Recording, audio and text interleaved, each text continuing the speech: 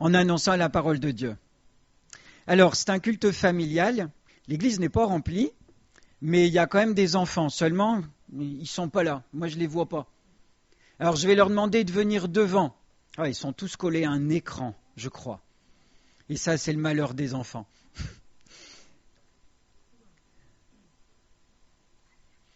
Alors, les enfants, je vous invite à venir devant avec vos Bibles. J'avais prévenu.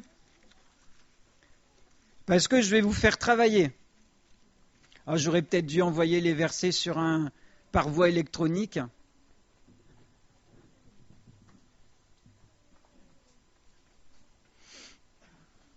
Parce que ce matin, le culte ne peut pas se dérouler sans vous. Alors, Matine, je vois que tu es là, tiens.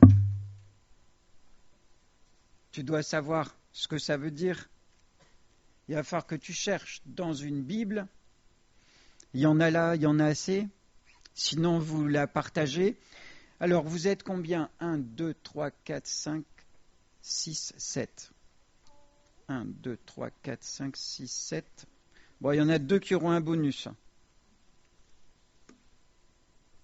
Alors, je distribue des versets à lire parce qu'il faudra, quand je citerai votre référence, donc le verset que vous avez, il faudra venir au micro. Alors, si Timothée peut préparer un deuxième micro qui va,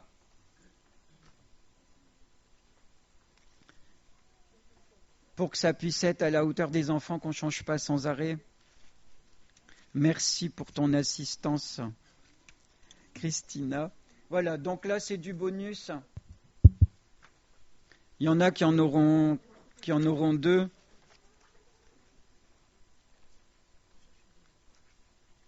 Alors seulement Raphaël, il est là, du coup tu te mets aux vidéos? Ouais, je pense, je ne m'inquiète pas.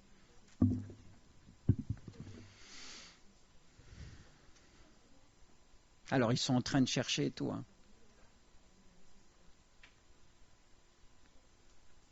C'est beau de les voir lire à l'école dans des livres, mais c'est encore plus beau de les voir lire dans la Bible à l'église. Hein?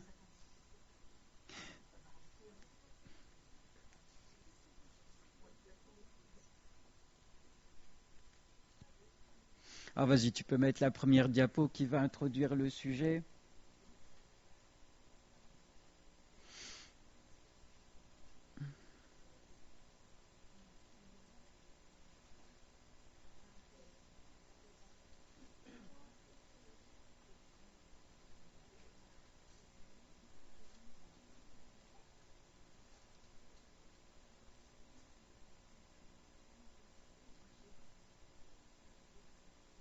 C'est super qu'il y ait de l'assistance intergénérationnelle. C'est super beau. Merci. Alors, Timothée, t'as un micro? Il va mieux que tout à l'heure, ouais. Les piles, souvent, elles sont déchargées, donc...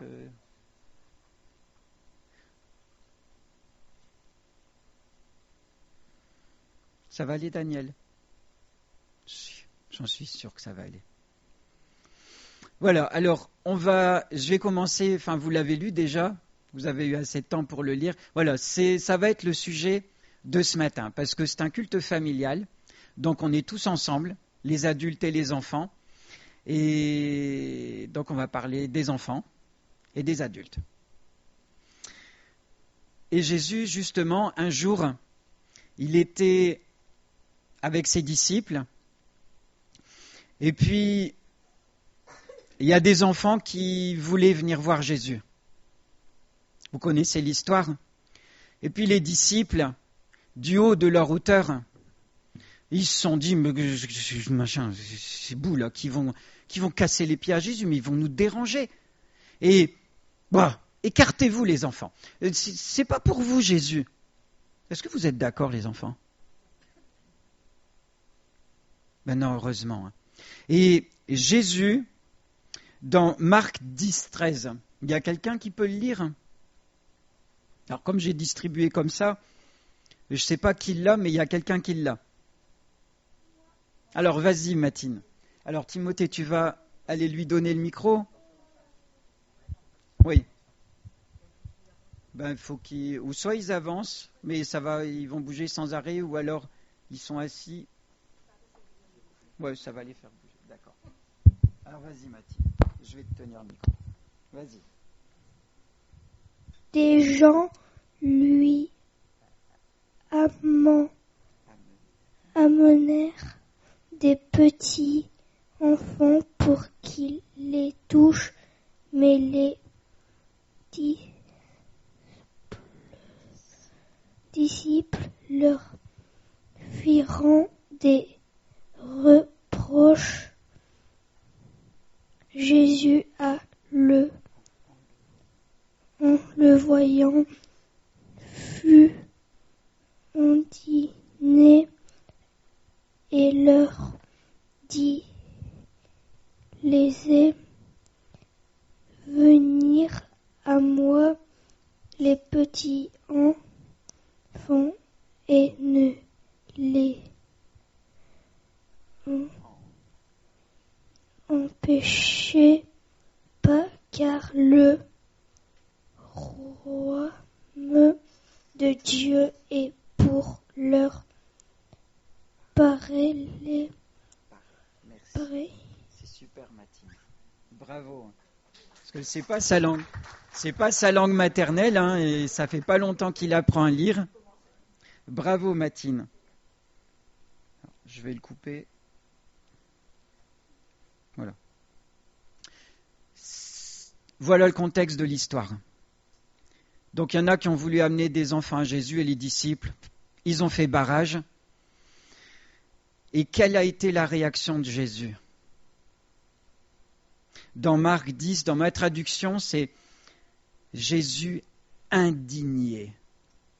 Indigné. J'ai pris cette version-là dans l'évangile de Marc parce que c'est lui qui a traduit de la façon la plus tranchante l'émotion qu'a ressentie Jésus quand ses propres disciples ont fait barrage au chemin des enfants vers Jésus. Qu'est-ce que ça veut dire, les enfants, que Jésus était indigné ? Comment vous le comprenez ? Ça veut dire quoi, être indigné ? Vas-y, Daniel. Attends, viens. Ça veut dire que c'est pas bien. C'est pas bien. Est-ce que tu peux mimer quelqu'un qui est indigné ?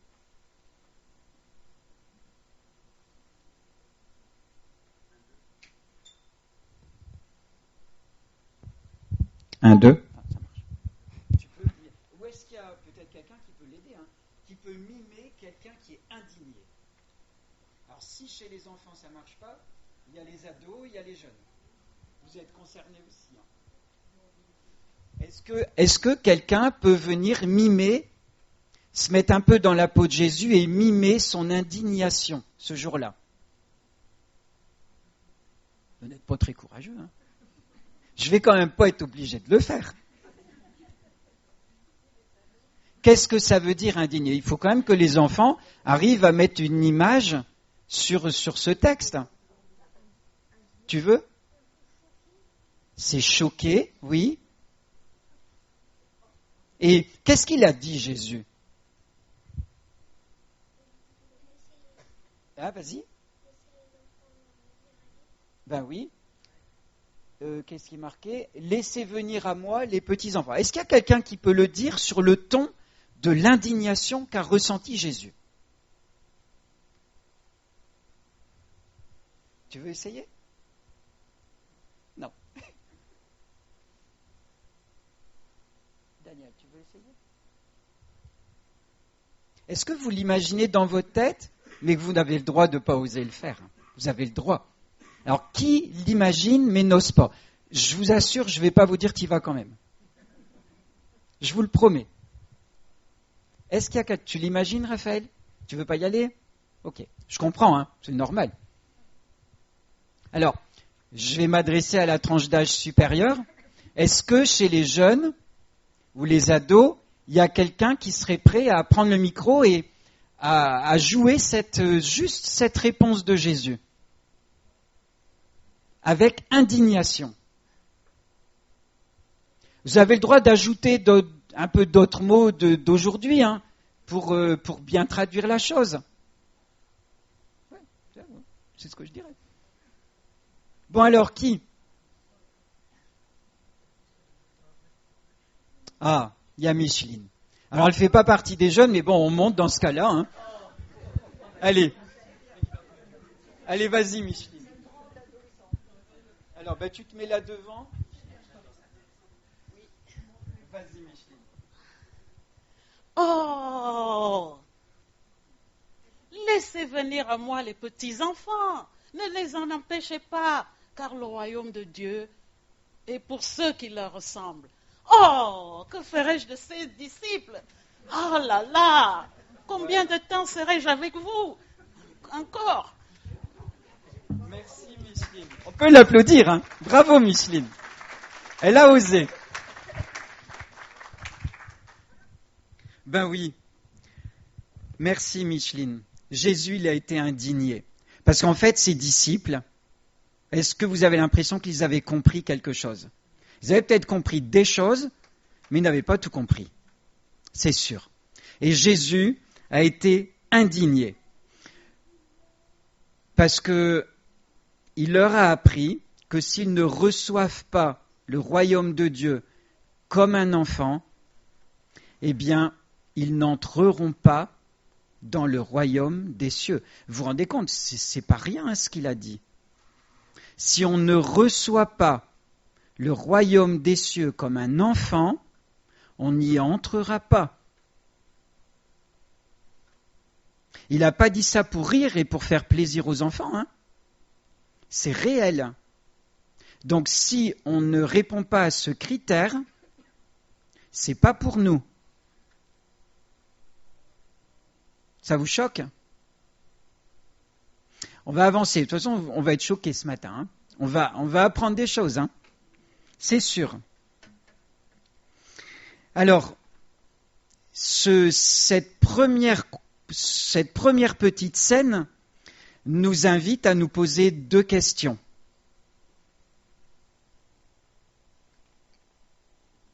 C'est quoi être comme un petit enfant? Et du coup, c'est quoi être comme un adulte? Hein? Alors, on va essayer de répondre à ces deux questions.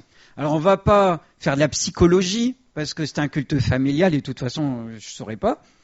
Donc, par contre, moi, j'aime bien observer. J'aime bien m'asseoir et observer.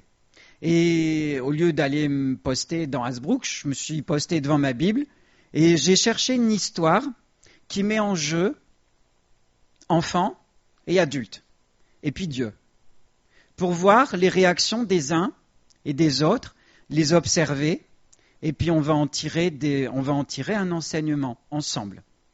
Vous êtes d'accord avec ce petit programme? Donc voilà ce qu'on va faire. Et pour introduire, on va regarder dans Luc 4, 24. Donc là, il va y avoir un petit peu de lecture, donc c'est sur une diapo, et puis les enfants vont le lire en même temps. Il y a toute cette série, donc il y a un enfant qui a 22 et 23.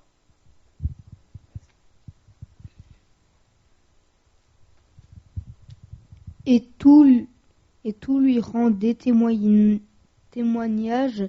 Il était étonné des paroles de grâce qui sortaient de sa bouche, et il disait: N'est-ce pas le fils de Joseph?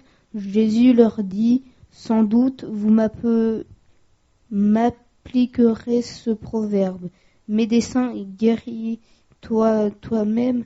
Et vous me direz: Fais ici dans ta patrie tout ce que nous avons appris que tu as fait à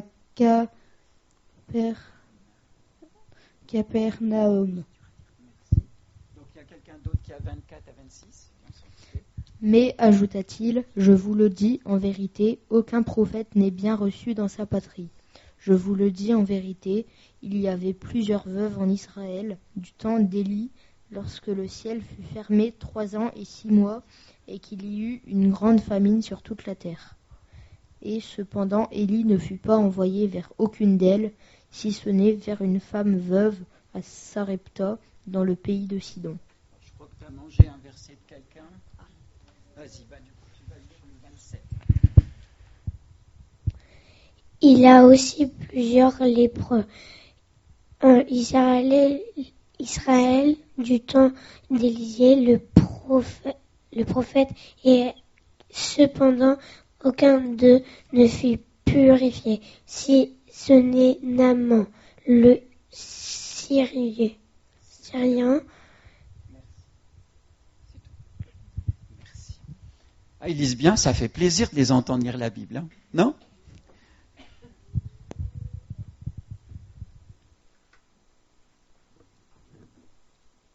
Voilà les paroles de Jésus. Ça introduit les choses. Hein. Alors, tu reviens juste avant. Donc, on observe des adultes qui sont étonnés par les paroles de Jésus. Néanmoins, ils disent, n'est-ce pas le fils de Joseph ? S'ils disent que c'est le fils de Joseph, ça veut dire qu'ils ne croient pas que c'est le fils de Dieu. Hein ? Et d'accord ? C'était le fils de Marie, mais ce n'était pas le fils de Joseph. Et ils sont étonnés parce qu'ils voient que ce qu'ils entendent de la bouche de Jésus, c'est bizarre pour l'instant en tant que fils de Joseph. Quelque part, ils ne croient pas, ils n'acceptent pas qu'il est fils de Dieu. Et un peu plus loin, tu passes à la diapo suivante, Jésus est en train de leur expliquer que un prophète n'est pas accepté dans sa patrie. Et il leur fait découvrir que c'est pas nouveau. Et il va prononcer ces paroles qu'ils ne vont pas trop apprécier. C'est au temps où il y avait une famine, le ciel était fermé, vous connaissez cette histoire. C'est même pas en Israël, ça n'a même pas été au profit d'Israël qu'il y a eu des miracles. C'était la veuve à Sarepta qui n'était pas sur le territoire d'Israël. Il y avait aussi beaucoup de lépreux en Israël. Le pays élu, la race élue. Mais ce n'est pas chez eux qu'il y a eu la guérison. C'est chez l'ennemi d'Israël, en Syrie, Naaman. Pourquoi ?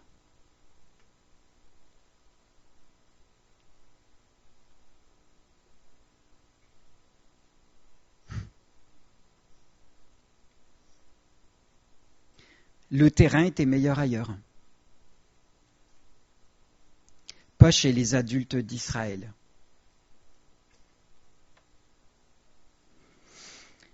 On va continuer.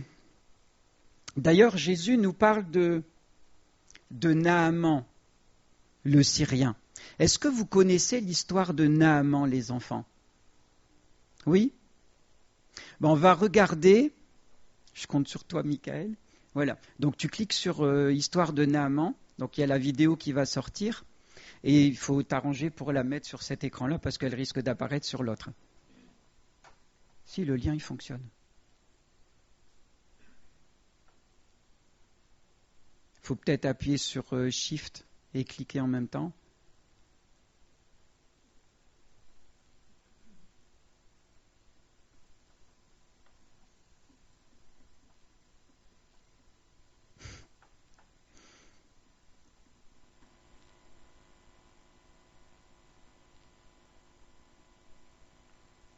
Alors, pendant ce temps-là, les enfants, vous connaissez l'histoire de Naaman ? Alors, qui la connaît ? Oui ? Et il n'y a pas Raphaël, les autres ?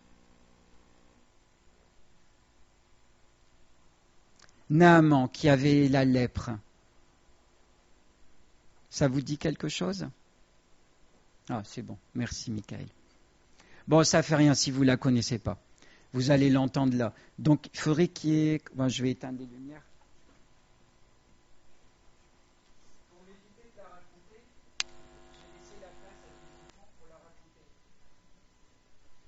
syrienne remporte une guerre contre Israël. Naaman, commandant en chef syrien, rentre dans son pays avec de nombreux prisonniers, dont une petite fille qui sera au service de sa femme. Cet homme, fort et vaillant, est lépreux. La femme de Naaman est souvent silencieuse et triste, car elle sait que la lèpre est une terrible maladie contagieuse. La peau se recouvre lentement de taches blanches. Un matin, la petite servante, voyant sa maîtresse si triste, décide de lui parler. « Oh, si seulement mon maître allait vers le prophète de Samarie, il le guérirait de sa lèpre. »« Mon enfant, personne ne peut nous aider. » Mais Élisée le prophète est un homme de Dieu, et rien n'est impossible à Dieu. Aussitôt, la petite servante se met à expliquer comment Élisée, au nom de Dieu, guérit les malades. Tout en l'écoutant, la femme de Naaman s'écrie tout à coup. « Nous devons en parler à mon mari. » Quand Naaman rentre, la petite servante explique à nouveau.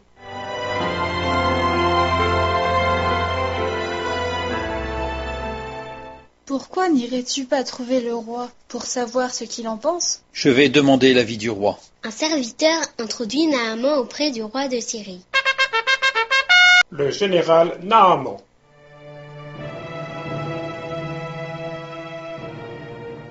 Après l'avoir écouté, le roi promet à Naaman d'écrire une lettre en sa faveur au roi d'Israël. Emportant des présents, Naaman et ses serviteurs se mettent en route pour Israël. Naaman porte la lettre au roi d'Israël. Maintenant, quand cette lettre te sera parvenue, tu sauras que je t'envoie Naaman, mon serviteur, afin que tu le guérisses de sa lèpre. Le roi d'Israël déchire ses vêtements. Suis-je un Dieu pour faire mourir ou pour faire vivre? Qu'il s'adresse à moi afin que je guérisse un homme de sa lèpre? Sachez donc et comprenez qu'il cherche une occasion de dispute avec moi. Lorsqu'Élisée, homme de Dieu, apprend que le roi d'Israël a déchiré ses vêtements, il envoie dire au roi: « Pourquoi as-tu déchiré tes vêtements? Laisse-le venir à moi, et il saura qu'il y a un prophète en Israël. » Naaman et ses serviteurs arrivent donc chez Élisée. Le prophète lui fait dire par un messager: « Va et lave-toi 7 fois dans le Jourdain, et tu seras guéri. » En colère, Naaman s'en va. Naaman fait demi-tour avec fureur pour rentrer en Syrie. Voici, je me disais, il sortira vers moi, il se présentera lui-même, il invoquera le nom de l'Éternel, son Dieu, il agitera sa main et guérira le lépreux. Les fleuves de Damas, l'Abana et le Parpar, ne valent-ils pas mieux que toutes les eaux d'Israël? Ne pouvais-je pas m'y laver et devenir pur? Mais ses serviteurs s'approchent. « Mon père, si le prophète t'eût demandé quelque chose de difficile, ne l'aurais-tu pas fait?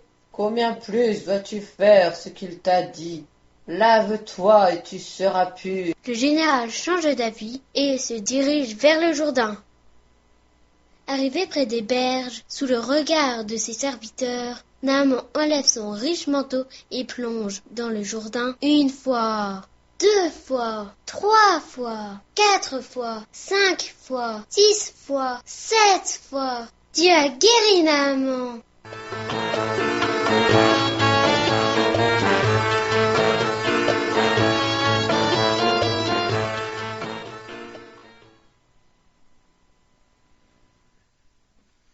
Elle est bien cette histoire, hein? Bon, je vais remettre la lumière.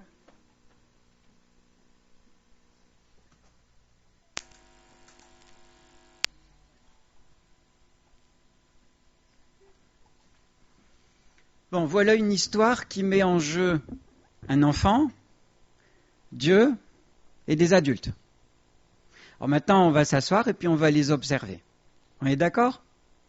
Alors, les enfants, je vais encore avoir besoin de vous, hein. Donc, qui est enfant dans l'histoire? Daniel? La petite fille. D'ailleurs, est-ce qu'on connaît son nom? Est-ce que vous avez entendu son prénom? Ben non. C'est la seule dont on ne sait pas le prénom. On ne sait pas son prénom. C'est pas dit, c'est pas écrit. C'est la petite servante de Naaman, une petite fille. Hein? Et cette petite fille, qu'est-ce qu'elle fait chez Naaman? Pourquoi elle est là? Est-ce qu'elle est à sa maison? Daniel?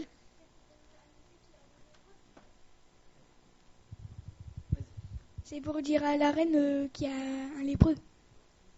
Alors, c'est pas tout à fait ça. Pourquoi elle est là?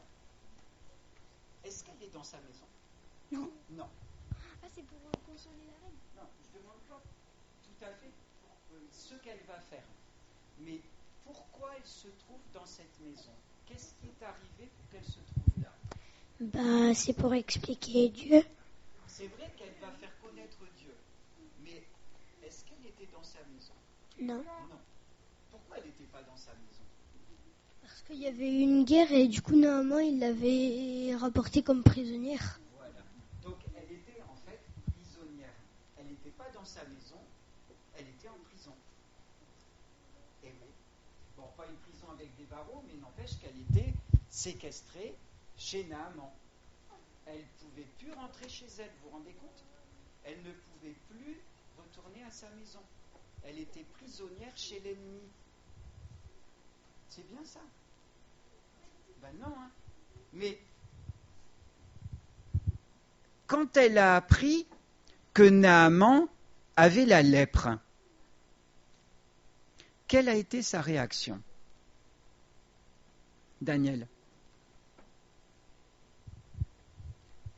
Elle était triste. Elle était triste. Et là, les adultes, je me tourne vers vous. Si ça avait été un adulte dans la même situation, séquestré chez l'ennemi, qui voit l'ennemi frapper de la lèpre, à quoi penseriez-vous? Moi aussi, je l'entends. Ben ouais. C'est Dieu qui l'a frappé de la lèpre, parce qu'il m'a séquestré.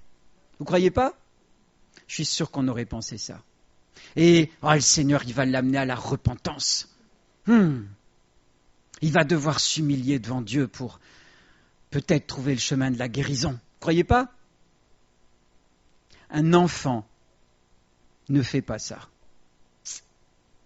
Un enfant n'a pas cette réaction d'adulte. Cette petite fille, elle a été emmenée en captivité. Malgré cela, elle n'est pas amère. Elle n'a aucune envie de se venger. On est d'accord? Est-ce qu'un adulte aurait cette même réaction? Un adulte transformé par Dieu, c'est différent. Mais la nature d'un adulte, il ne ferait pas ça. On est d'accord? Donc cette petite fille, déjà, elle a une réaction d'un enfant. Et à rapprocher de l'introduction, si vous n'irez pas. C'est toujours à ça qu'il faut le rapprocher.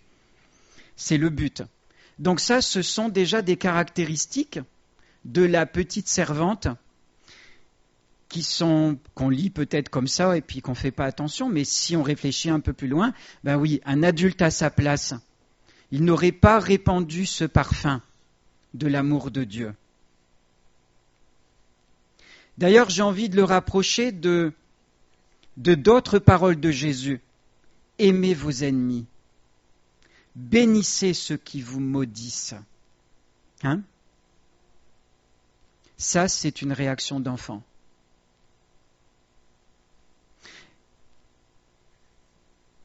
Quelle autre? Si elle bouge comme ça un petit peu, c'est pas trop grave. Une fois qu'elle fait pas de bruit. Après, tu essaies de ne pas le faire sauter trop haut. D'accord? Alors,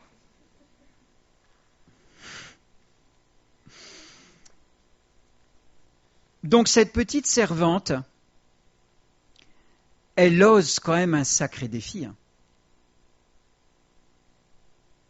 Quand on rencontre une personne malade, est-ce qu'on ose lui dire qu'on connaît quelqu'un qui pourrait la guérir?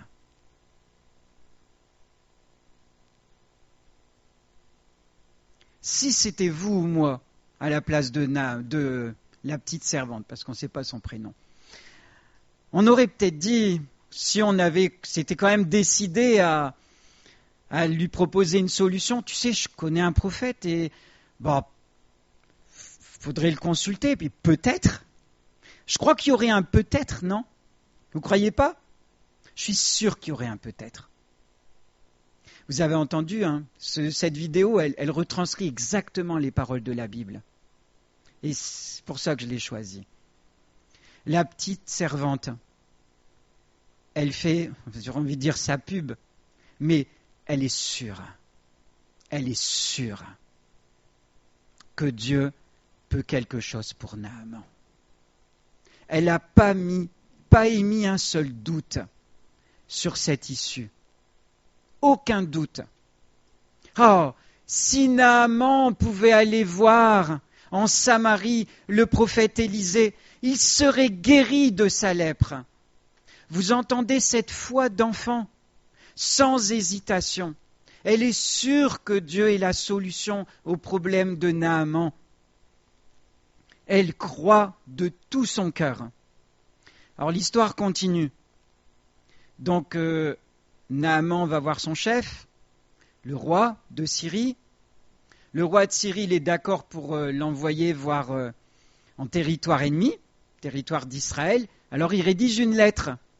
Et cette lettre, elle arrive forcément à son destinataire. Et c'est qui d'ailleurs qui a lu la lettre ? Le roi d'Israël. Voilà, le roi d'Israël. Le roi d'Israël, c'est un adulte ou un enfant ? Un adulte. Un adulte. Et ça se voit d'ailleurs à sa réaction. Il a réagi comment ? En colère. Ben ouais, Très très en colère. Très en colère. Et à quoi t'as vu qu'il était en colère ? Il criait, il levait les bras et en plus il a claqué la porte. Ouais, exactement. Alors, Daniel, il a tout compris. C'est bien Daniel. Et oui, il a claqué la porte. En plus, il a même déchiré ses vêtements. Vous vous rendez compte ? Tellement il était en colère. Est-ce qu'il avait compris quelque chose ? Les adultes, est-ce que vous avez l'impression qu'il avait compris quelque chose ? C'est un adulte. Parce que les adultes, ils ne comprennent pas toujours le plan de Dieu. Parce que le roi d'Israël, il savait que le roi de Syrie, c'était son ennemi. Hein ? On est d'accord ? Il n'y a pas de problème, on sait qui est ennemi. En plus, ce roi de Syrie, il était venu lui voler des personnes, des habitants, des citoyens. Il en avait fait ses prisonniers. Dans ses prisonniers, il y avait la petite servante. C'était un ennemi. Et voilà qu'il lui envoie un chef militaire qui est venu faire du mal dans son pays pour qu'il le guérisse. Ça fait gros quand même. Est-ce qu'il a vu les choses comme la petite servante ? La petite servante, elle a vu son Dieu, qui est un Dieu d'amour, qui fait briller son soleil sur les justes comme sur les injustes et qui fait pleuvoir sur les bons comme sur les mauvais. Et que le Dieu qui peut guérir un bon, il peut guérir aussi un mauvais. Mais le roi d'Israël ne voyait pas les choses du tout de cette façon-là. Pour lui, il a dit, il cherche des noises. Et c'est ça, les adultes, ils vont tout de suite chercher. Ils vont chercher à interpréter. Et ils vont interpréter les choses d'après ce qu'ils croient, d'après ce qu'ils ont appris. Et donc c'est compliqué. C'est forcément compliqué.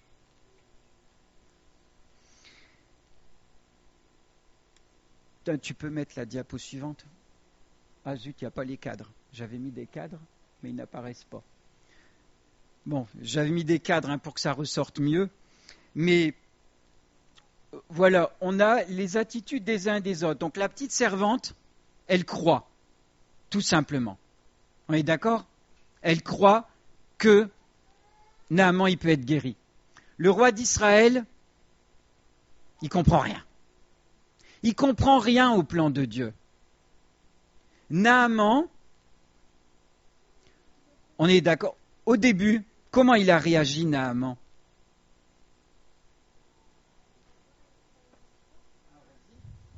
D'abord, il ne croyait pas trop. Oui, et puis ? Après, il croyait. Ouais. Et pourquoi il s'est mis à croire ? Qu'est-ce qui a fait qu'il a changé d'avis ? Que... Il y a quelqu'un qui lui a parlé? Oui.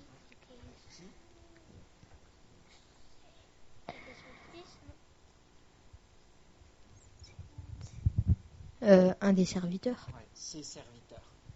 Donc, oui. Il lui a dit d'aller quelque part pour aller 7 fois quelque part et puis il serait guéri. Ouais. Oh oui. Mais là tu confonds les deux serviteurs. Ouais. Voilà, donc il y avait Élisée qui a envoyé son serviteur pour dire à Naaman de se tremper, mais sur le coup Naaman, franchement, elle me tremper dans cette flotte là, ce machin de boueux.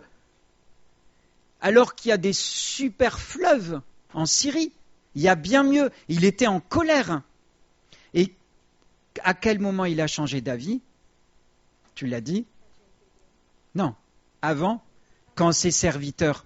Mais ses serviteurs, ils ont eu une attitude d'adulte ou une attitude d'enfant? D'enfant. D'ailleurs, quand ils se sont adressés à Naaman, ils ont dit « Mon père ». Donc, il s'était positionné en enfant.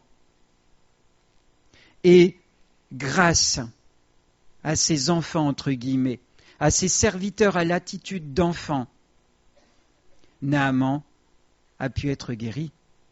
S'il n'y avait pas eu ces serviteurs pour le rattraper, eh bien, il n'aurait pas été guéri. Vous vous rendez compte? Il serait retourné chez lui malade, toujours aussi lépreux. Il a encore fallu une attitude d'enfant pour récupérer ce mauvais comportement d'adulte. Alors les serviteurs de Naaman, ils ont compris avec la simplicité d'enfant. Élisée, lui, il a tout compris. Il a même deviné que pourquoi le roi il avait déchiré ses vêtements alors qu'il n'avait même pas vu la lettre. Mais lui, il est connecté à Dieu. Il a cette simplicité d'enfant envers Dieu. Alors, on regarde les attitudes. Donc, il y a la petite servante. C'est une adulte ou un enfant? Un enfant. Elle réagit bien ou pas bien? Bien. Les serviteurs de Naaman, ils ont une attitude d'enfant. Ils réagissent bien ou pas bien? Bien. Le roi d'Israël, c'est un adulte ou un enfant? Il réagit bien ou pas bien? Pas bien. Il ne comprend rien à l'œuvre de Dieu. Naaman, au début, il écoute qui? Lui-même, l'adulte qu'il est. Et ensuite, il écoute qui? Ses serviteurs, qui ont une attitude d'enfant. Quand il suit ce raisonnement, les choses s'arrangent. On est d'accord? Et Élisée, lui, il est connecté à Dieu. Tout va bien. Alors, qui est-ce qui a un problème? Les adultes ou les enfants? Les adultes, en fait. Et c'est pas pour rien que Jésus a dit qu'ils ne pourront pas entrer dans le royaume des cieux. Parce que ces adultes, au comportement-là, ne peuvent pas entrer dans le royaume des cieux. On est d'accord? Vous savez, les enfants, vous avez sûrement des jeux où il y a des pièces. Vous savez, comme il y a souvent les tout petits, ils ont une maison, et puis sur le toit, sur les murs, il y a des trous avec certaines formes, et il faut trouver les objets qui vont rentrer dans les trous pour entrer dans la maison, qui ont la forme qu'il faut. Vous savez, pour entrer dans le royaume des cieux, il faut avoir la forme d'un enfant. Si on a la forme d'un adulte, ça passe pas. C'est ça. C'est la même chose. Vous me suivez? Donc, les adultes, ils ont un problème de compréhension des desseins de Dieu et ils ont un problème par rapport à la foi. C'est ce qui ressort de notre observation. Et ça, c'est triste. Ça veut dire que si on reste comme ces adultes-là, on ne va pas réussir à entrer dans le royaume de Dieu. Ça ne va pas passer. On n'a pas la forme qu'il faut. On va continuer notre réflexion en lisant Matthieu chapitre 13, verset 58. Il y a quelqu'un qui l'a. Vas-y. Matthieu 13.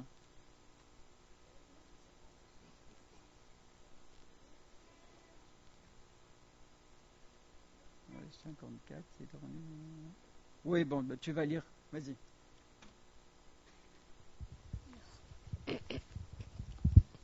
Il se rendit dans sa patrie et il enseignait dans la synagogue, de sorte que ceux qui l'entendirent étaient étonnés et disaient: d'où lui viennent ces sagesses et ces miracles?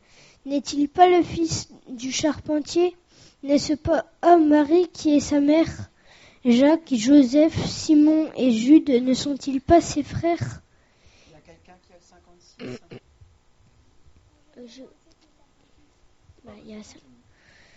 Et ses sœurs ne sont-elles pas toutes parmi nous? D'où lui viennent donc tout cela?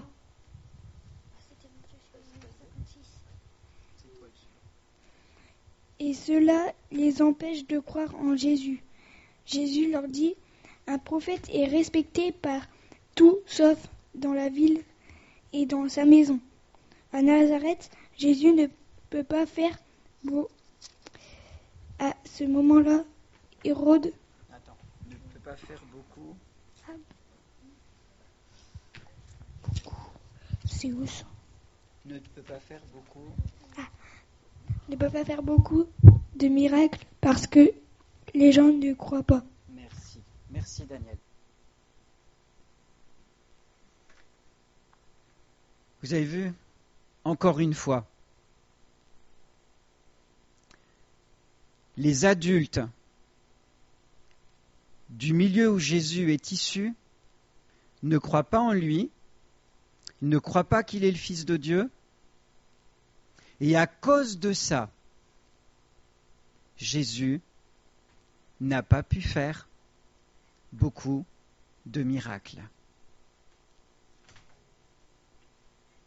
Parce que les gens ne croyaient pas en lui. Ça ne vous touche pas, ça?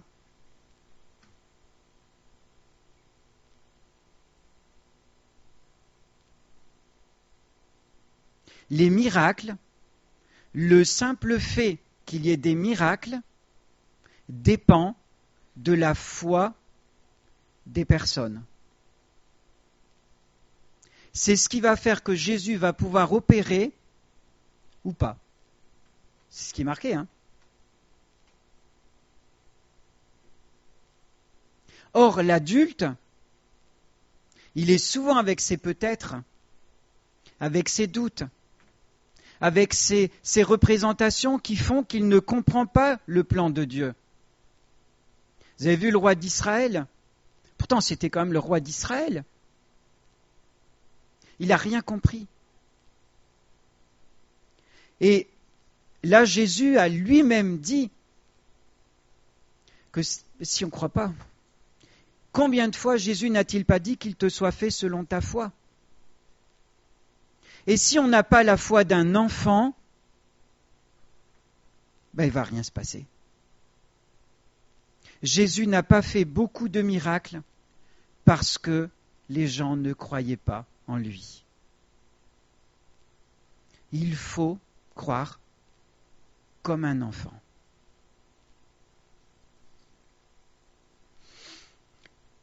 Je vais terminer sur d'autres caractéristiques d'enfants dans Matthieu 7, 9 à 11. Alors, il y a quelqu'un qui doit l'avoir.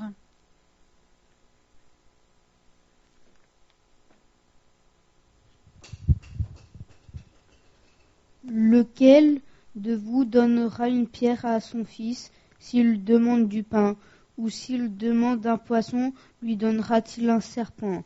Si donc, méchants comme vous l'êtes, vous savez donner de bonnes choses à vos enfants, à combien plus forte raison votre Père qui est dans les cieux donnera-t-il de bonnes choses à ceux qui les lui demandent. Donc là, on voit une caractéristique d'un enfant. L'enfant qui est décrit là, il est dans quelle position? C'est lui qui fournit quelque chose à ses parents ou c'est les parents qui lui fournissent les bonnes choses? Donc l'enfant, il dépend d'eux. L'enfant, il dépend de ses parents. Est-ce que nous sommes dans cette position de dépendance par rapport à Dieu? Ou est-ce que c'est nous à la barre de notre vie? Un enfant, il dépend de ses parents et c'est ses parents qui lui donnent. Est-ce qu'on est dans cette position par rapport à Dieu? Proverbe 22, 6. Qui est-ce qui l'a? Proverbe 22, 6. Ah, attends. Instruis l'enfant selon la voie qu'il doit suivre, et quand il sera vieux, il ne s'en détournera pas.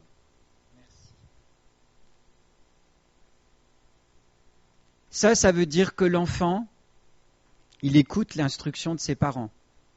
Est-ce qu'on écoute l'instruction que Dieu nous donne au travers de sa parole, dans nos moments personnels, au travers des prédications, au travers de paroles de connaissance, d'exhortation des uns et des autres? Est-ce qu'on écoute et est-ce qu'on obéit? C'est une caractéristique d'enfant. Écouter l'instruction. Si on ne le fait pas, on n'est pas comme un enfant.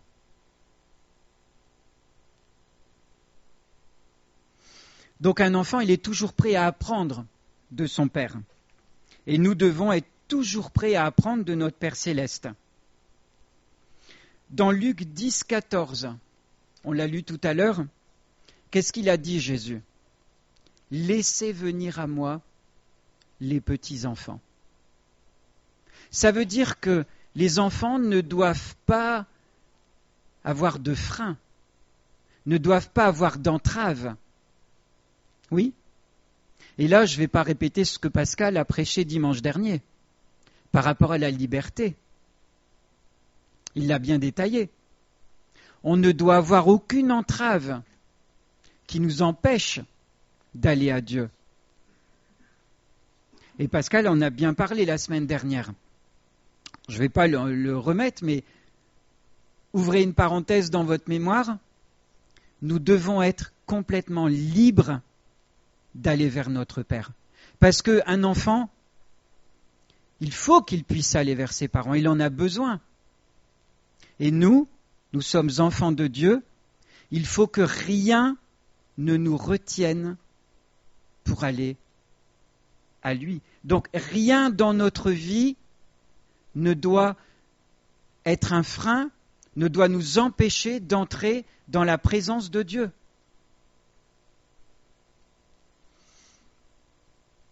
Dans Proverbe 24, 21, là je ne l'ai pas mis, c'est tout petit.